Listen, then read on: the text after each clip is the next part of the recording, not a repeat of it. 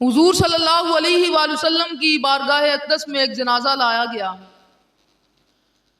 اور حضور علیہ الصلوۃ والسلام سے عرض کی گئی، یا رسول اللہ صلی اللہ علیہ وآلہ وسلم اس کا جنازہ آپ پڑھائیں۔ حضور اپنے گھر مبارک میں موجود تھے۔ اگر جنازہ نہیں پڑھانا تھا تو حضور علیہ الصلوۃ والسلام وہاں پر بھی جواب دے سکتے تھے کہ میں اس کا جنازہ نہیں پڑھاؤں گا، لیکن لوگوں کو مسئلہ سمجھانا بھی مقصود تھا۔ حضور علیہ الصلوۃ والسلام اپنے گھر مبارک سے باہر تشریف لائے اور اس میت کے قریب کھڑے ہوئے اور اس میت کے چہرے سے کپڑے کو اٹھایا اور حضور علیہ الصلوۃ والسلام نے فرمایا کہ میں اس کا جنازہ نہیں پڑھاؤں گا، تم چاہو تو اس کا جنازہ پڑھ لو،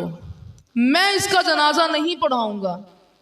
صحابہ اکرام رضی اللہ تعالی عنہم نے عرض کی، یا رسول اللہ صلی اللہ علیہ وآلہ وسلم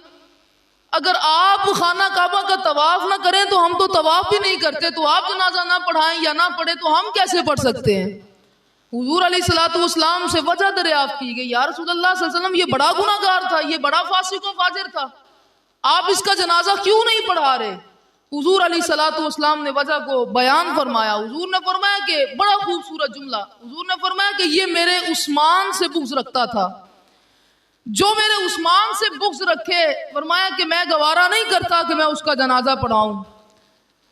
تو عزیز، جو حضرت عثمان سے بغض رکھے، حضرت عثمان سے پیار نہ کرے، نبی اکرم صلی اللہ علیہ وآلہ وسلم اس کا جنازہ نہ پڑھائیں، تجھے اہل بیت سے بغض رکھے،